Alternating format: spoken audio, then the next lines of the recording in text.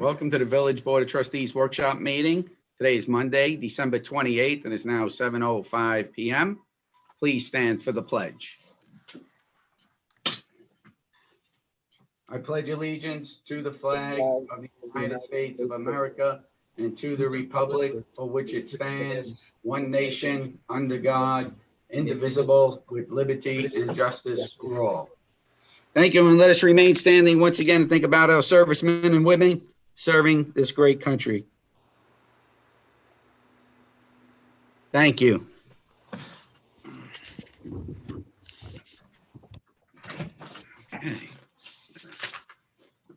Okay, I'm going to have a roll call vote. Trustee Barone. Present. Trustee Corrigan. Present. Trustee Sauberman. Present. Trustee Alpert. Present.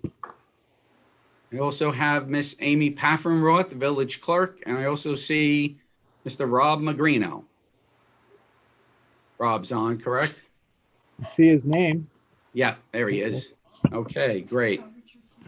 And Richard Grickle will be joining us later on. Okay, next, the next upcoming meeting, the regular meeting will be held on Monday, January 4th at 7 p.m. And the next scheduled workshop meeting is scheduled for Monday, January 25th at 7 p.m. Does anyone have any conflicts? Oh, I do have a question. Wasn't there also, Mr. Magrino had indicated there's some sort of combined meeting with the planning board in a yes, couple weeks? yes, we're going to present that under the attorney in a joint meeting in the Village Board of Trustees, Okay. Suffern Planning Board on January 13th at 7 p.m. Okay. Very good. Okay, first up is Chief Kaufer from the Fire Department. Good evening, everybody. How are you? Good. Good, Jeremy. Thank you. All right. The first item on the agenda is I had sent over to Laura, I believe it was forwarded to Amy. We'd like to do some training at the Sacred Heart School. However, I understand there's some legalese that needs to be figured out between Mr. Magrino and Sacred Heart. Mr. Magrino, do you have an update on that? Were you made aware of this? Yes, Amy sent it to me. I reviewed it. I don't think there'll be an issue. The board will be able to vote on it on the 4th. Okay, terrific. Do you know what the timing is, Jeremy, what the plan is? I don't. We were waiting to get the approvals and then we were going to set up some dates. Yeah, I don't foresee a problem with it. It can be voted on the 4th. Okay, terrific. Thank you. I'm going to skip over to item 3, which is the new engine is scheduled for delivery sometime in July. I do believe that's past the 300 days as listed in the contract. However, with COVID, everything's been pushed back. So I don't know if we have much ground to stand on if we were to try to do anything about that. And the last item on the agenda is the vendor has reached out to us and inquiring as to whether or not we're interested in advertising the current truck for sale. Yeah. Okay. Well, how long out are we from the delivery of the new truck? So July, I believe should have been delivered in June. So it's probably just a couple of weeks, if that it's going to be delayed. But then again, with the factory being closed because of COVID and all the other stuff. Okay, let's wait until we have some more definitive timeline on the delivery. Okay. Before we discuss the advertising of the current 19 tanker. Okay. Does that sound reasonable, board? Yeah. Yeah, and if I may, Mayor, we also advertise on an internet-based government sales, which Public Works has used, the police department has used, and we have used. So that would be a good place to advertise it as well. Yeah, I believe the previous rescue truck was sold via GovDeals. Okay, so we'll hold off on that for now. We'll have a further discussion on that. Sure. And then let's try to find out a timeline for the delivery of the new tanker. Okay. And how far off are they? So they're only roughly a month off of delivery? I'd have to go back and look at the contracts and the signings and some of the change orders that were done. because it all goes off based on the change orders. So once everything is finalized and signed, that's when the contract period begins. Right, okay. All right. Sounds good. All right, thank you.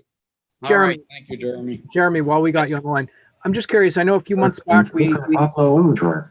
Oh. Upload now requires what's that? Sorry about that. All right. A few months ago, there was the question about the brush vehicle. Yes. We're working in, I presume we took delivery on that. I never really heard once Yes, we did. took delivery of that. How is it? It was over at the DPW with Joe Hunt, some very minor repairs. I don't even think it cost us $100 to fix. Great. And now we're going to start doing some driver training, and then it'll be on the road. That's great news. I just wanted to follow up because I know we heard about getting it, but I never heard subsequent to that, whether we got it and whether it was working. Yeah, no, it's here, it works, and Great. hopefully you'll see it on the road soon. Good stuff. Thanks. You're welcome. And Jeremy, I know you guys were pretty busy during the holiday season because I saw you guys all over the place. So Yes. thank you so much. Thank we've had you. a couple close calls within the past month, one being last evening at about 4 a.m. But knock on wood, we made a quick stop and everything's good. Thank you so much for everything you guys do. Truly appreciate it. Thank you. We appreciate that. Have a good night, everybody. Good night. Have a Happy good New night. Year. You too. Okay, Mr. Fred Rella, is he with us today? There he is. I just saw him. Hello, Mr. Rella. Good evening, board, and welcome, Fred. It's nice to see another Fred up here. Appreciative of that. First of all, the Rockland County Office of Community Development had a mandatory training session to continue to participate within the Community Development Block Grant Program to both apply and to receive funds from it. So I did attend that about a week and a half ago. So now the village will be able to apply and continue to receive funds on that program. Along the same genre, the Wayne Avenue Sidewalk Project, if you've been driving out Route 202 towards the Suffern Pool, you've begun to see the Wayne Avenue Sidewalk Project has begun.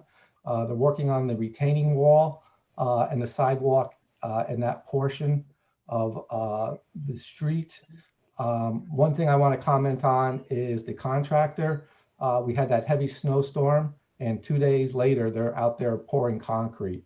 So, you know, Charles is really on top of them. That looks like a really good contractor out there doing the job. They're conscientious, and you know, hopefully the weather will hold, and we'll be able to continue to move forward with that project. But however, if the weather becomes inclement, then, you know, things do get delayed. And once again, we have $285,000 in grants for that project. Parking lot B, once again, that's the parking lot across from the post office. We have approximately $170,000 in 2 grants for that. The grants require us to do an environmental on it. I use the term us, but really the county has to do the environmental. Then we have to pass that. It's pretty much a pro forma type of thing, but that's with the contractor right now. The county does pay for that out of their funds, and also the attorneys for the county are working on what's called the subrecipient agreement, and that should be coming forth right after the completion of the environmental. So we're about 2 to 3 weeks away. That's what they're telling me, but you know, in government terms, that could be a month. Lastly, I have, we received a $125,000 grant for a backhoe, and this is through DASNY, and all the paperwork is in with DASNY. And right now it's sort of held up at the state because the state is not issuing any what they call grant disbursement agreements. That's an agreement between the municipality and DASNY on the criterion of the grant itself, the protocols that we have to follow to receive the funding. So they have all the paperwork. We've been very good at submitting all that, but the state right now is still in a hold process as far as issuing these grant disbursement agreements. But hopefully that will ease up come the beginning of the new year, and then we can purchase that backhoe. That's it. Thank you, Mr. Rella. Anyone have any questions? Thank you, Fred. That's awesome news. Oh, good. Okay, have a great evening. Thank you, you too. You too. Happy New Year, Fred. Yep, you too. Happy New Year. Okay, next up, Building Department, Steve Conlee, I'm sorry. Mayor, I didn't see Steve. I saw think- Mike Stark is on there. I think Steve is on 2641, All right, let me see if we can get him. possibly.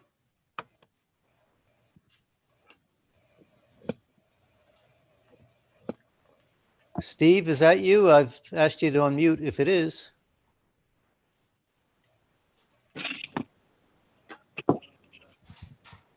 Hello there, Mike. Hey, Steve, didn't recognize the number. Okay.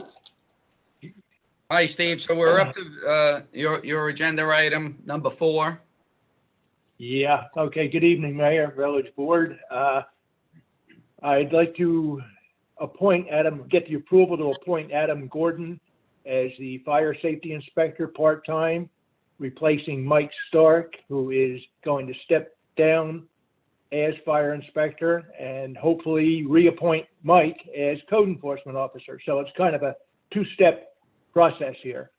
And I'd just like to put that before the board. Okay, so we need to, you did interview Adam, Mr. Gordon, Yes, right? yes.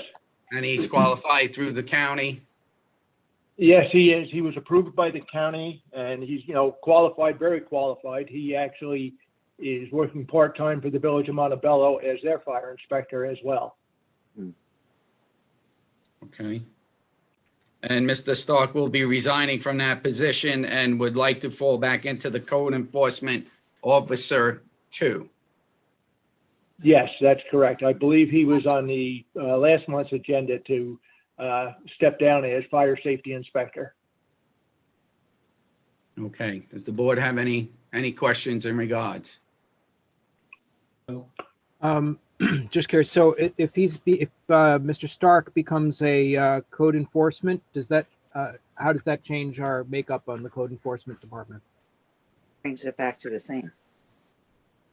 Correct. It brings it back to Randy and Mike doing code enforcement. As it was for the last couple of months, it was just Randy by himself there. I see. Okay, I got it.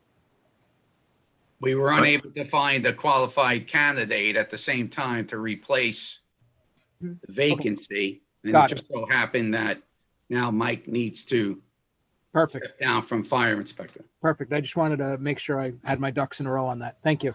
Okay. And Steve, you're asking for that for the board meeting next week, right? That's correct.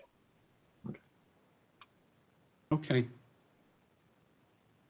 Okay. Any other questions for Mr. Conlee?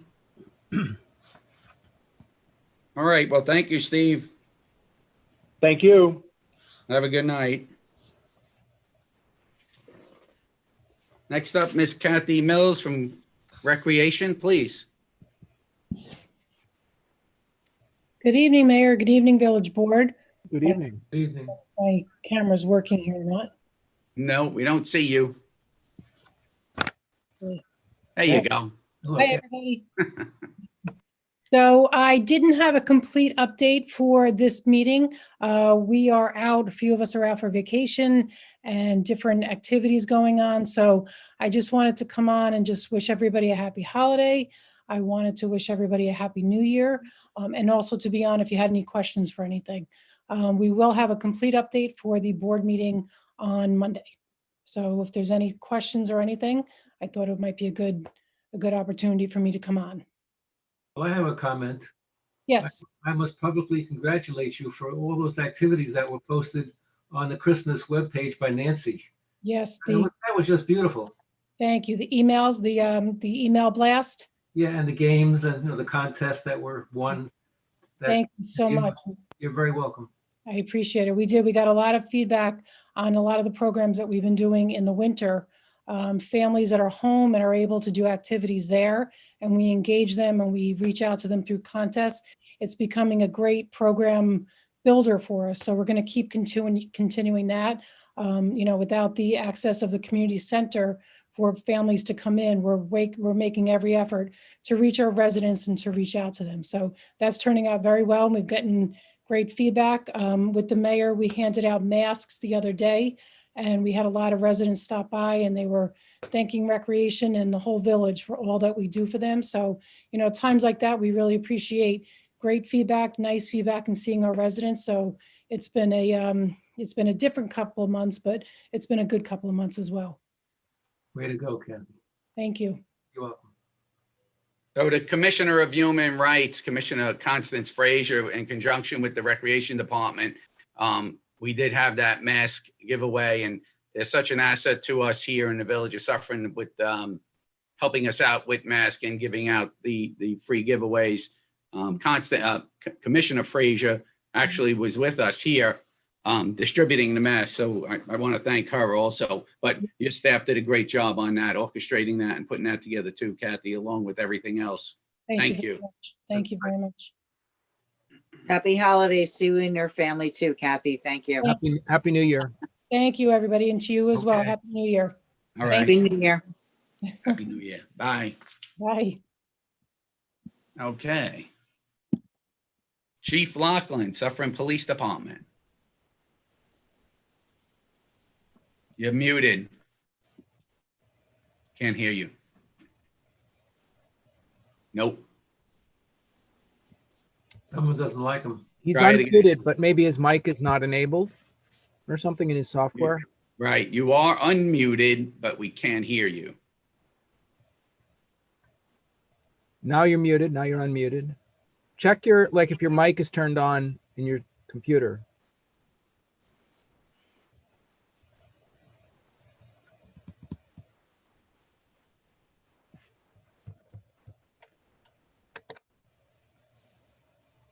You can select a microphone. If you click on the a little arrow up by the mute button, it'll say select a microphone, and then you can choose which microphone. Maybe you have the wrong one selected.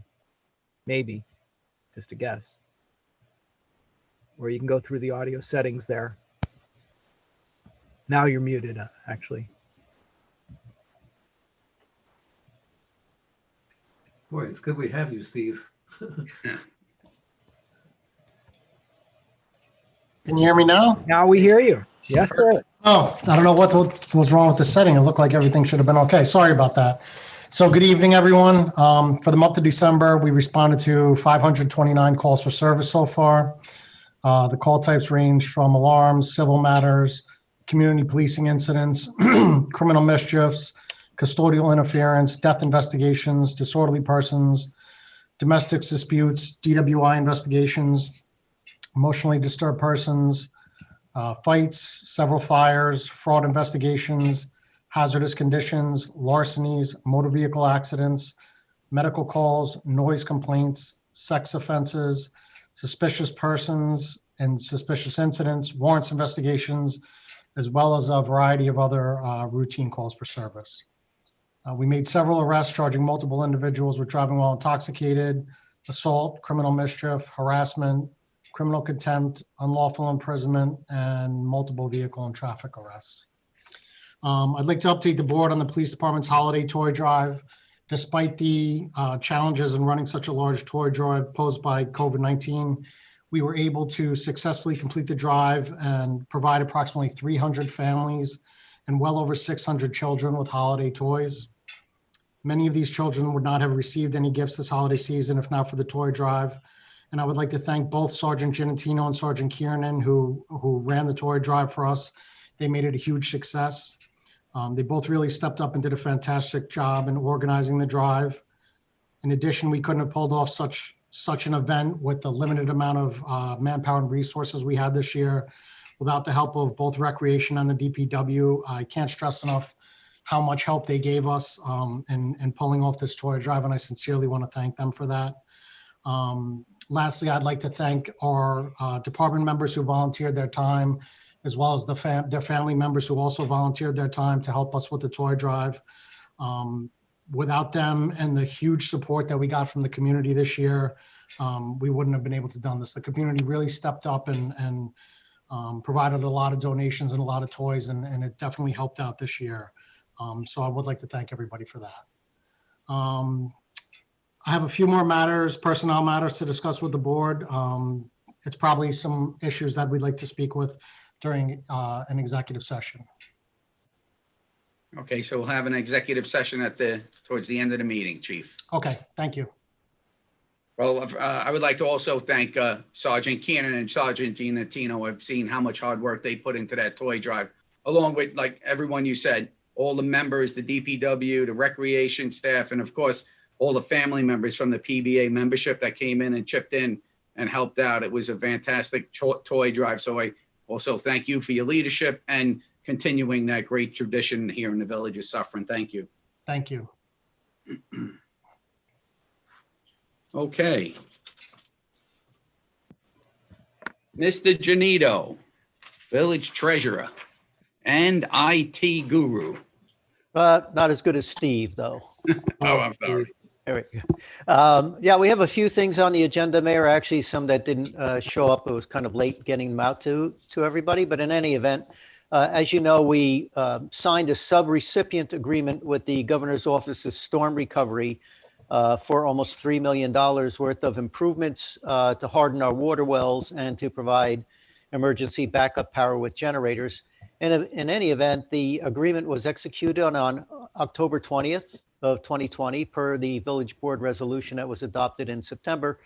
However, we never did formally adopt or establish the GOSER projects. So the two resolutions that will be before the board would be to adopt the resolutions to establish those projects, one for the hardening of the water wells and one for the emergency backup generators. Both of those are fully funded 100% by the CDBG Community Development Block Grant Disaster Recovery Funds. And so anyhow, in any event, that will be up for the board at the next meeting.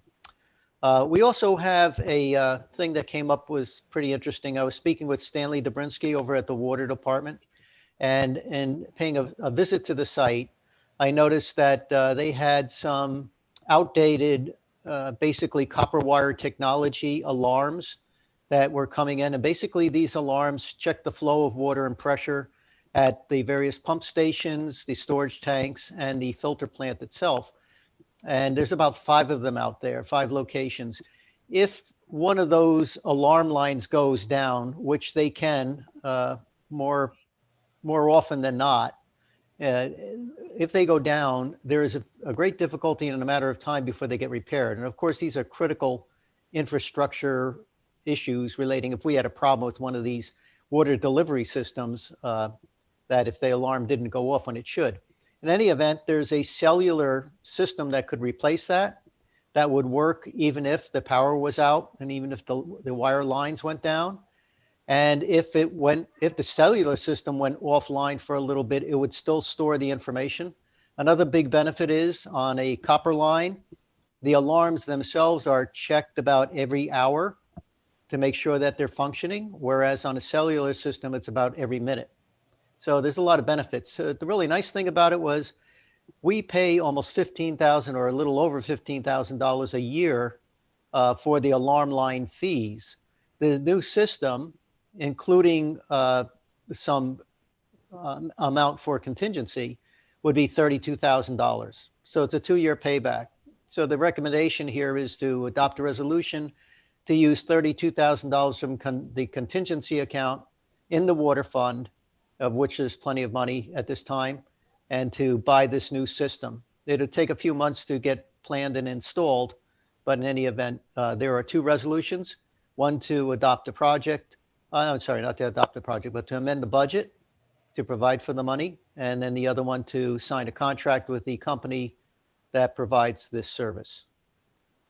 The other thing that we have is a issue that, really for discussion. As you probably are aware, if a person gets a high bill because they had a water leak somewhere, they can grieve the sewer portion of that bill. And really this applies to a leak that's occurred outside, after the meter, but the water did not go back down through the sewer system. So it really doesn't apply to something like a leaking toilet, because even though the water is, it might be a high bill, the water was processed by the sewer.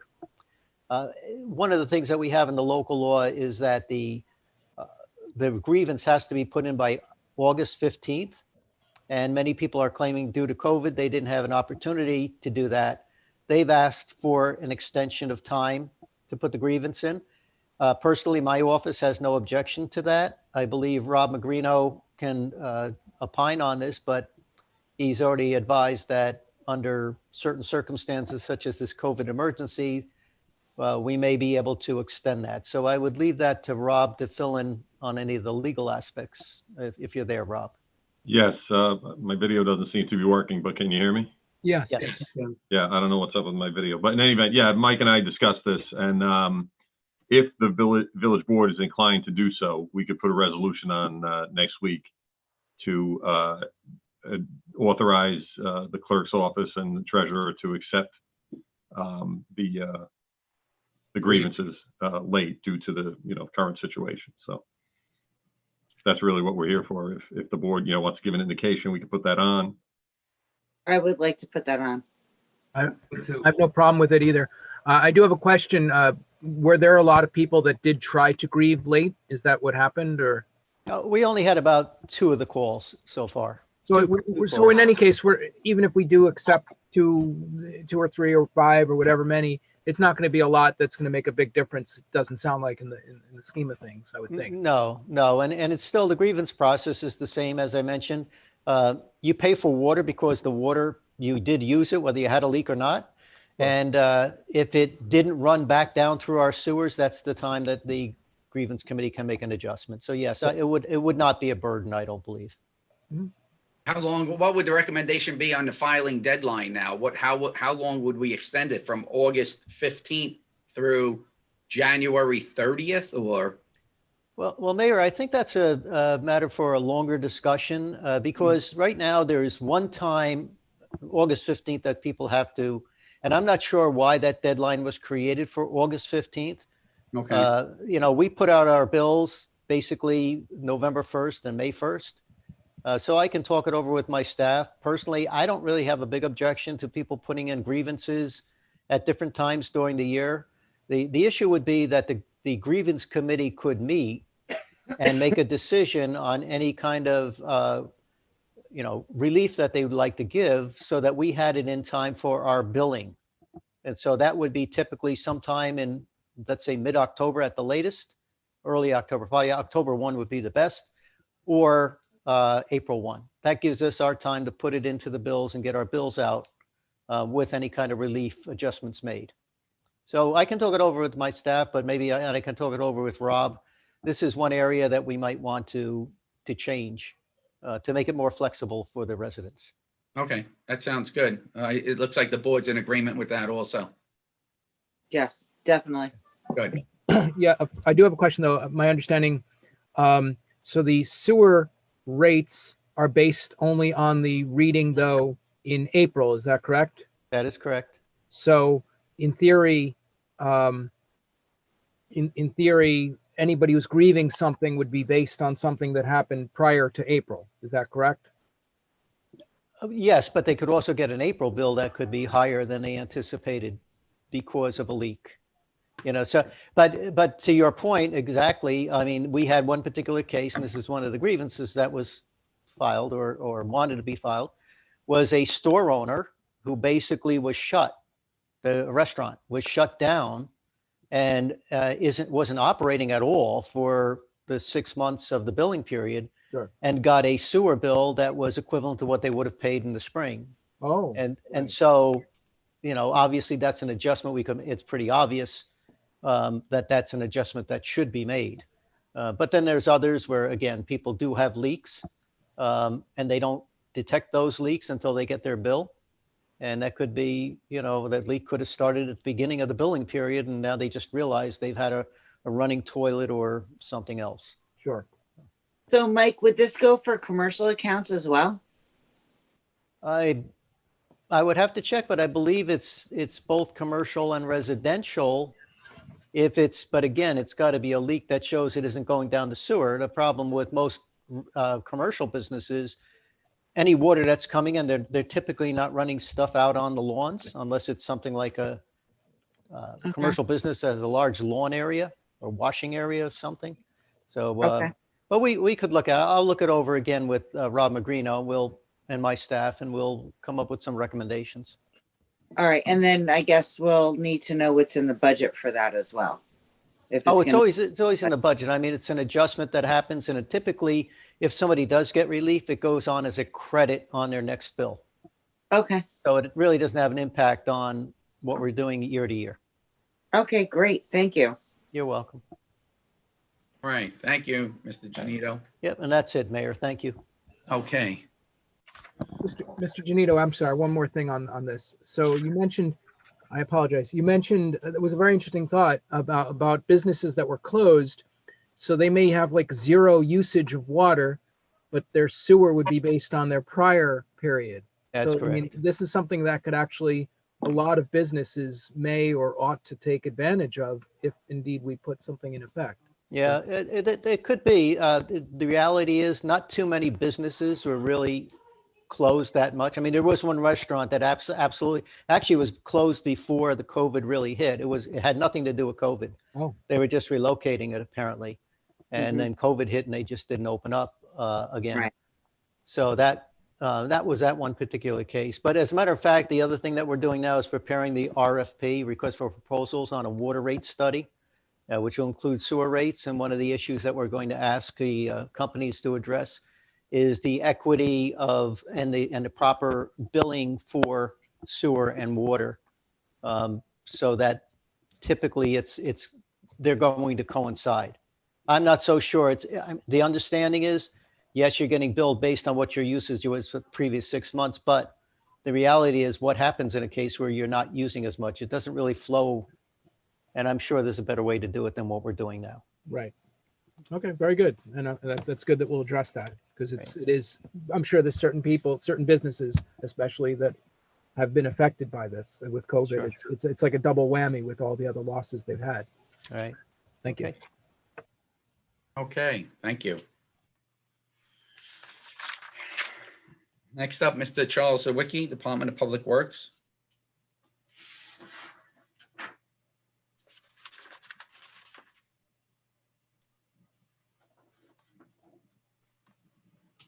Charles, you're on and you can unmute yourself.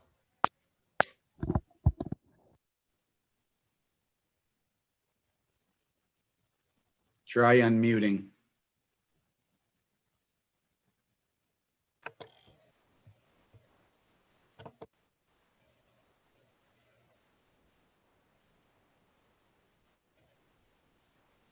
Mr. Sawicki, there you go. Okay. There you go. All right. Can you hear me? Yes. Okay, great. Good evening. First item is the application for payment number 1 in the amount of $85,500 to Convino and Sons Construction Company for the Wayne Avenue Sidewalk Project. That, as Fred had touched on earlier, the retaining wall for that project is currently being constructed. And we will be continuing as long as weather permits. So hopefully if we get a little lucky on the weather, we can get it all done. Great. The next item is authorization to hire Gregory Travell to the Street and Refuse Department vacant labor position, an hourly rate of $18.39 effective January 19th, 2021. And then, as Michael had brought up earlier, in terms of the water department distribution system telemetry and control project. So this was a project that's been out there for quite a long time. It was in the recommended capital projects list at a significantly higher dollar amount. Stanley Dobrinsky, I'd like to give him the credit for pulling this together. He actually worked very hard in getting this proposal, and it does significantly save us money from what the direction we were originally going into. We were talking originally in the hundreds of thousands. Now we're in the tens of thousands of dollars. So Stanley did a great job there. Now, we did send out a monthly report for the wastewater treatment plant. And we did also include minutes for some of the weekly meetings that we had during the month of December. I believe we have Kyle on the line here that if we have any specific questions that the board might have, that we can direct them to Kyle or myself. I think that the weekly phone calls, well, you're having meetings. I'm on the weekly phone calls are going quite well. And, you know, it's nice to see that things are moving along. Charles, I have a question for you. I know we're paying about $26,000 a month for the waste management plant maintenance. Is that correct? Yes, I think it's just under 27,000 a month. Yes. All right. It was mentioned to me that if we got I don't know, class 4 engineer for perhaps half the price, we could be saving a lot of money. Do you know anything about such an idea? Well, it would be the, I believe you're referring to the operator, be a 4A operator. Yeah, right. That's what would be required to run the plant to be in compliance with the New York State DEC. Well, I'm not sure your question. Were you saying the hire someone directly? Was that your question? Or? That's what I'm asking. Yes. Oh yeah. Well, 4A operators are very scarce. There aren't that many around, unfortunately, and they don't come cheap, unfortunately. Yeah. So I would say that by hiring someone direct is not going to be inexpensive. I couldn't say, you'd have to take into account all the benefits and so on and so forth. That's something maybe Michael Genito could look at, but it's not an inexpensive proposition to bring somebody in on a full-time basis. Well, and then you'd also need a 3A operator as well. So you need the chief operator 4A, and then you need an assistant operator 3A. So you need 2 operators to be there for a certain number of hours and days as required by the New York State DEC. The other thing that I'll mention on that too is that if you are hiring a person or 2 people, you have to consider that when they're out of service for whatever reason, on vacation or whatnot, you have legacy costs that you're going to deal with, which is going to be things like medical and retirement. Whereas you're dealing with right now a contract which allows, if for instance, Kyle can't be there, they have someone else that can come in his place to take over. They have other levels of expertise and a deeper pitching bench, if you will, than you would have with hiring someone. I have to agree with Charles. They are not inexpensive. They are at the top end of our CSEA chart in terms of payment. And again, you would have all those benefits that you'd have to pay on top of the base salary. Yeah, I follow what you're saying, Mike. Thank you. Charles, we had talked in the past about revising the JCO contract to meet the changing needs of the sewage treatment plant. Can you give me an update on how that is coming along? Well, I'll be honest with you, I've been kind of waiting for direction from the board. I don't know if the mayor has anything he want to comment on that. But, so I think that we once again need to, we have, so I spoke directly with JCO and expressed those concerns, and they're willing to work with us and discuss the needs and of the operation and what they provide on the services. Also, along with Delaware Engineering, in discussion with Delaware Engineering and the upgrades and modifications that are taking place So taking all that information together and then just analyzing it and seeing what's the best fit for the village, that would be our next step. So, That's, maybe a month-long process? yeah, probably. Okay. Yeah. So we'll work on that, Mr. Sawicki. Maybe we'll sit down this week or next week and review everything from JCO and from Rob from Delaware Engineering. Okay, very good. I'm sorry, Charles, one more question. I'm sorry, or maybe it's a Mike Genito question. Not the fire truck, the garbage truck. Where do we stand on that? I know we talked about it last month and I thought everything was good to go and we were going to pull the trigger and get that accomplished. Are we doing well with that? Like, are we on target for getting that ordered and everything? Well, I think that would be, I did ask Michael the status a while ago, and I'm not quite honestly, I'm not sure the current status of today, where it stands today. Maybe Michael can fill us in. Okay. Yeah, Charles, in response, when you had last asked me that, I confirmed with Amy that the last of the notices had passed their estoppel period and you were good to go. And we had set up the project number with the for the garbage truck with plow. So you were good to go on ordering it. I don't know if Joe Hunt was looking at putting information together. I guess I don't know if you go out to bid for that. I know you have to go out to bid, but I don't know where that is in the process. But you're good to go with the financing. Okay. All right. Great. Great. Thank you both very much. Good news. May I interject just real quick? I just wanted to thank the DPW came by. We had a failure last week in a mechanical piece of equipment.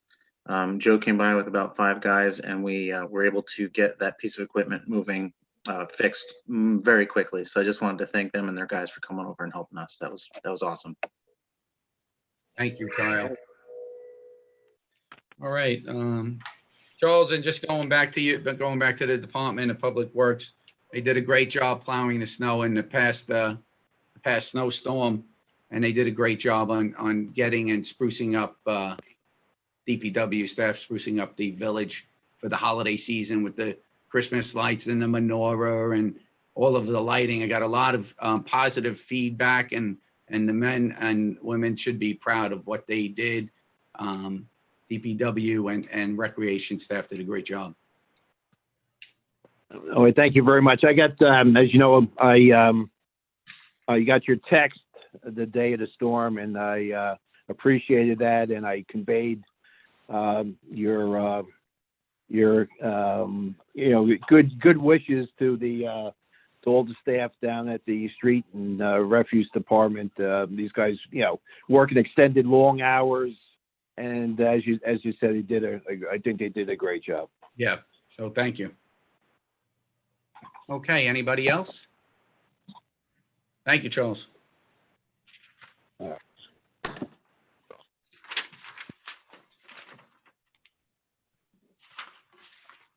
Next up, Mr. Magrino, were you with us? Or are you having technical difficulty? Looks like he's connecting right now. Okay. Is connecting to audio. I guess while we're waiting, if Kyle's still there, I don't know if he's still there. Yeah, I see you now.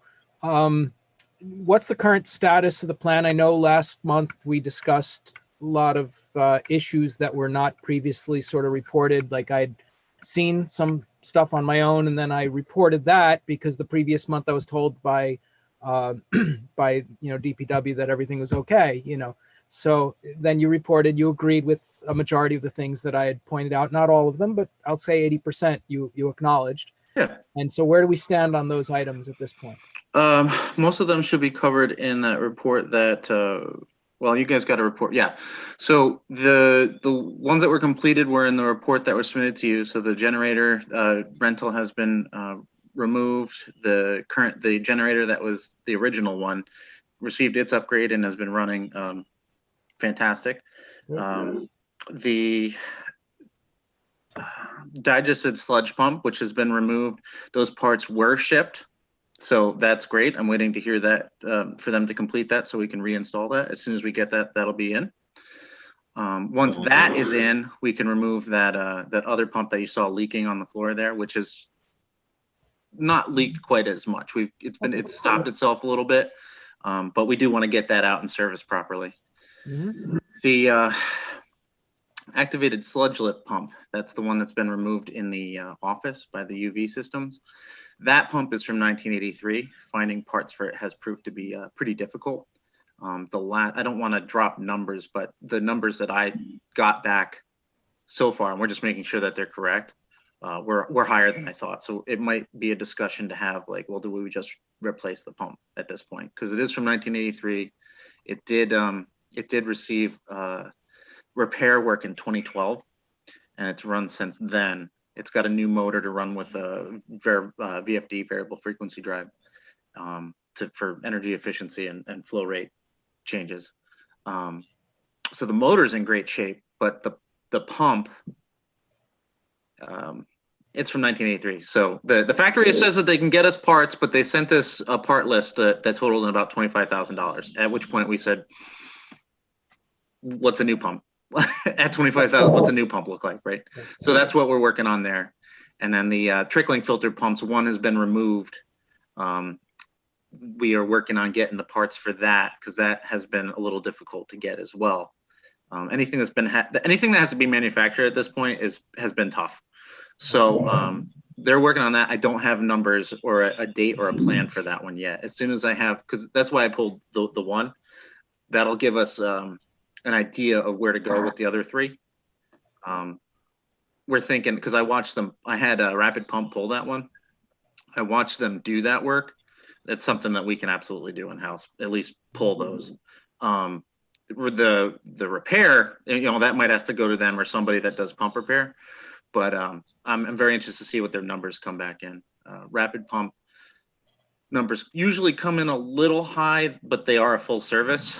So you get really good work from them and another company, TAM, Capola. They all do very similar things. So those are the three big names that I usually source from.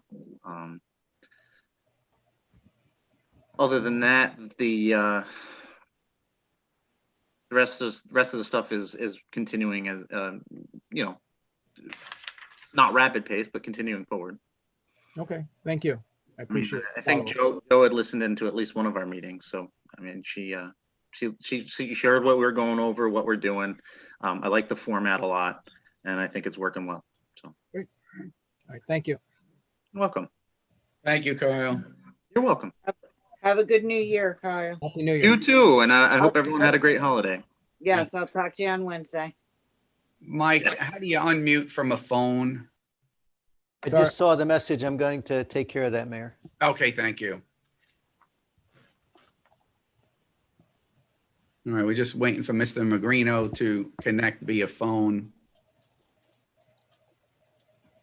Okay, I'm back. Can you hear me? There you go. Yes.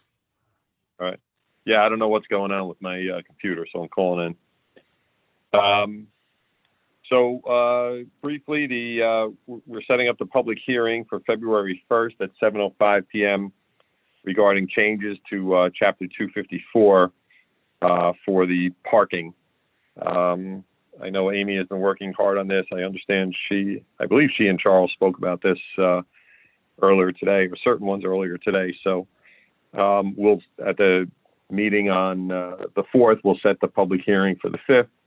I'll circulate the proposal, and we can talk about it on the 1st, which is basically kind of where we left off before COVID hit last year, but we're picking it up. Okay. So we're asking for that. And in terms of the joint meeting, did you want me to address that, Mayor? Is that what you were talking about? Yes, please.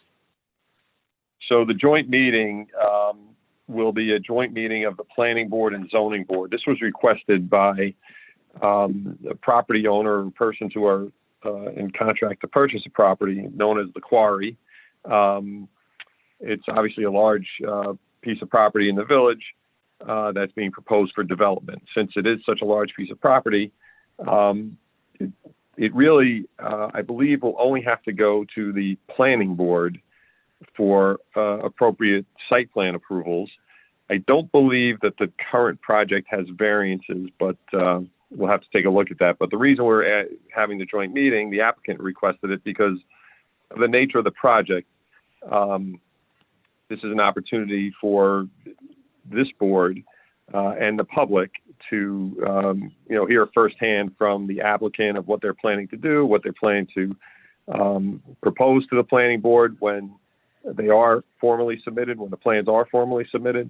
And really, it's an opportunity to kind of, put it out there so that the public can see what the plans are, so that there's no mystery or, any concern about what's happening. This is, they're going to show what they propose, and, then it will go for actual public hearings before the planning board. This is really an informational meeting that will allow the two boards to kind of, if they have questions and for the applicant, they can, ask those questions, obviously, and get a feel for what the plan is going to be. And again, it's more so that the public, this board is a little, has more participants, if you will. People watch on Facebook and participate in these meetings. So again, it's to get it out there for residents of the village to see what's going on.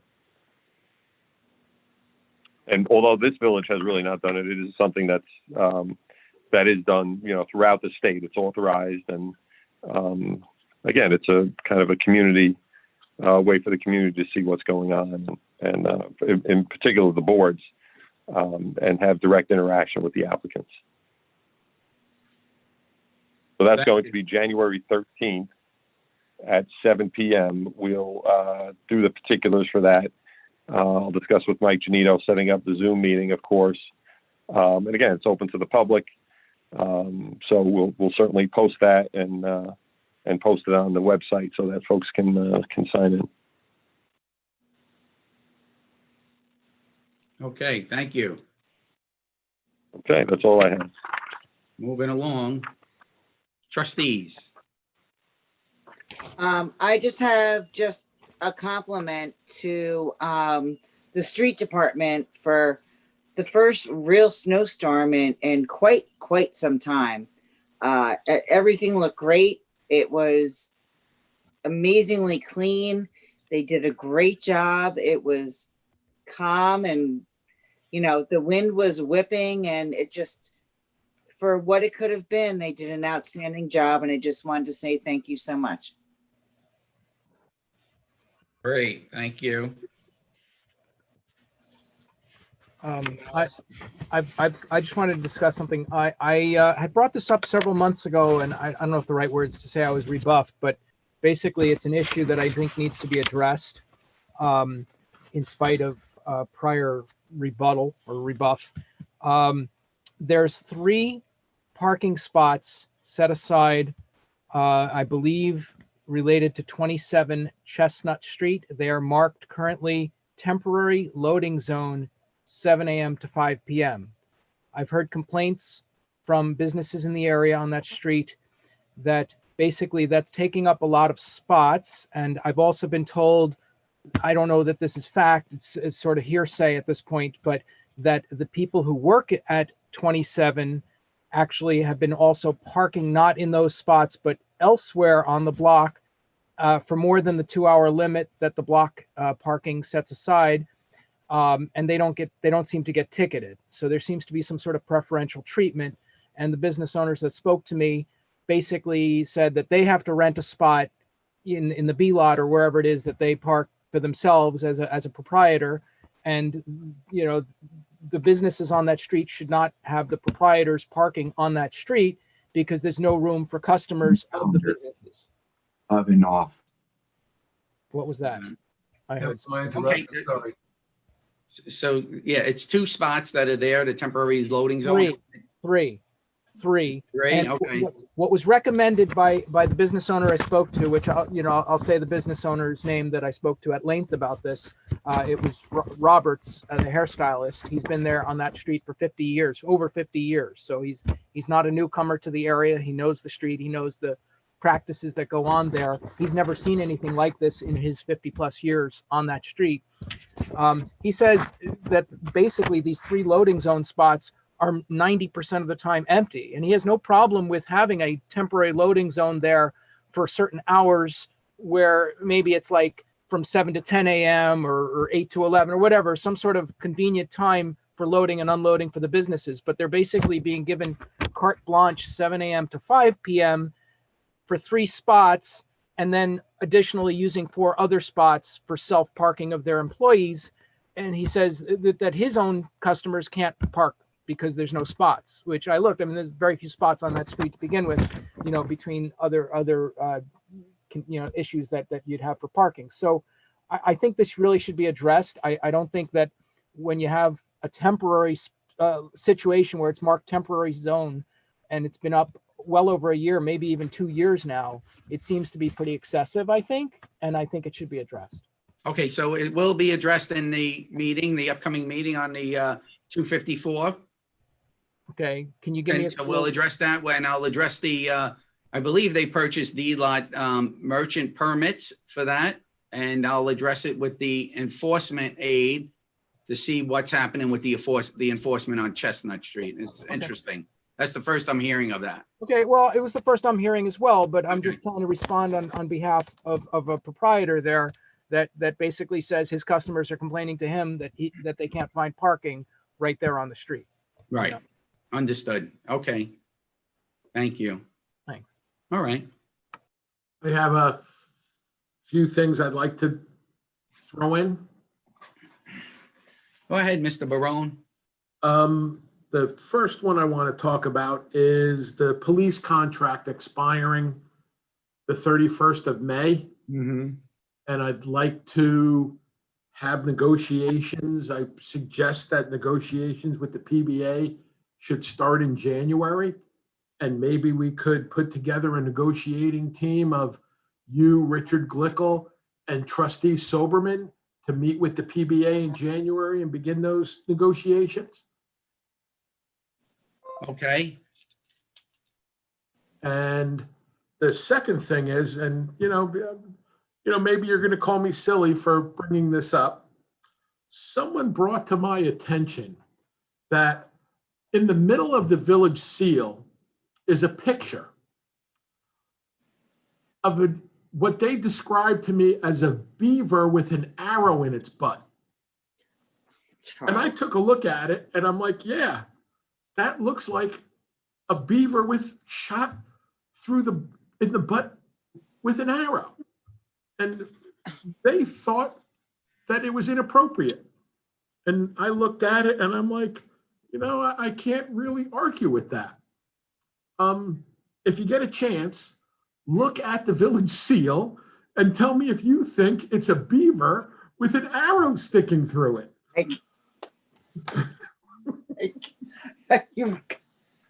Maybe it's time to update that. All right, we're gonna look into. I think it's a gargoyle, but we're gonna look at it historically, and maybe someone with detailed knowledge of it may be able to help us with that. So, all right, thank you.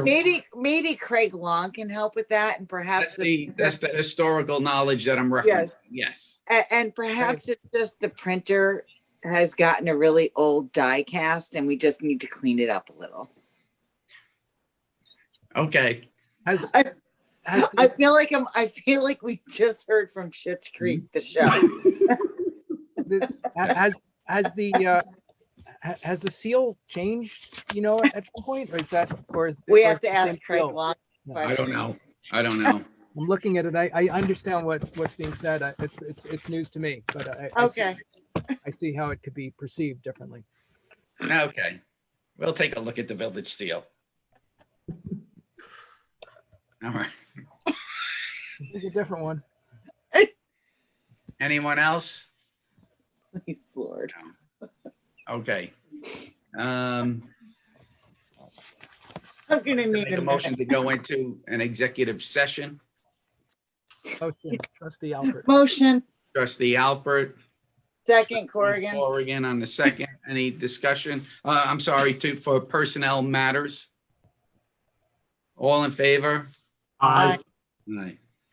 All right, everyone, put it on We'll be mute. returning, Mayor. Put it on just mute. wanna Yes, we advise. will be re-entering Put it on into the mute. regular meeting and closing the regular meeting after. Okay, so a motion to close executive session?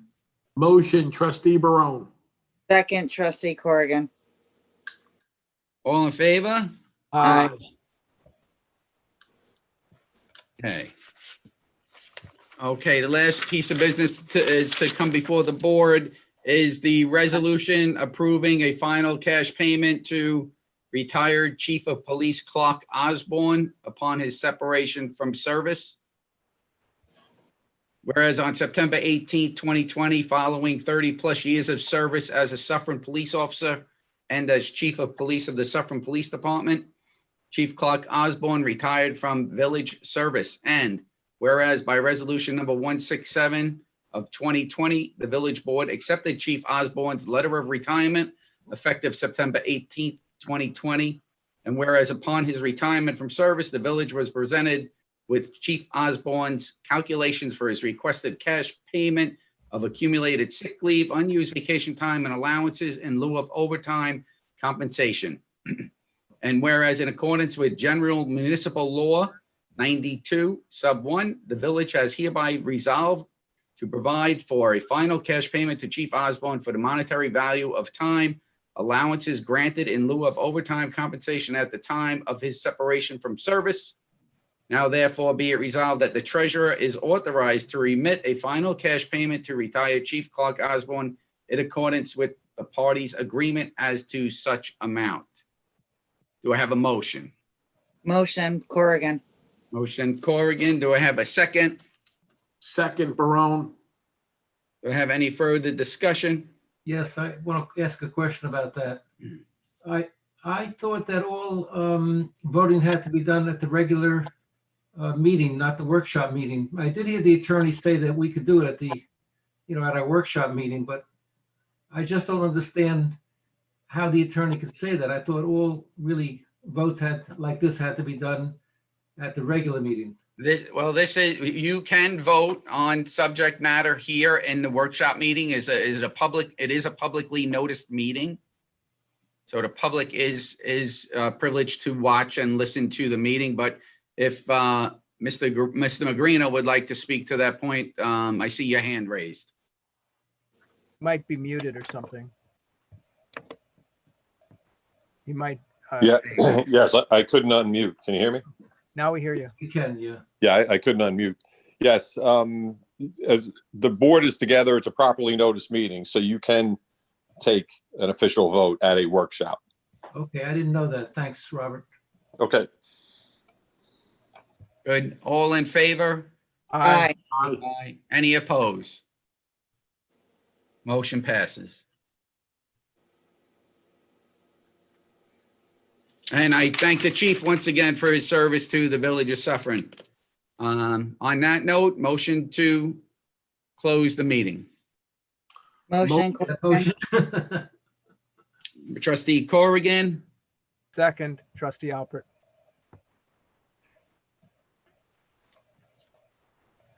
all in favor? Aye. Aye. Thank you very much. Happy New Year to everyone. Happy New You Year. as well. Everyone. We'll see you next year. In 3 days. Good night, everyone. Good night.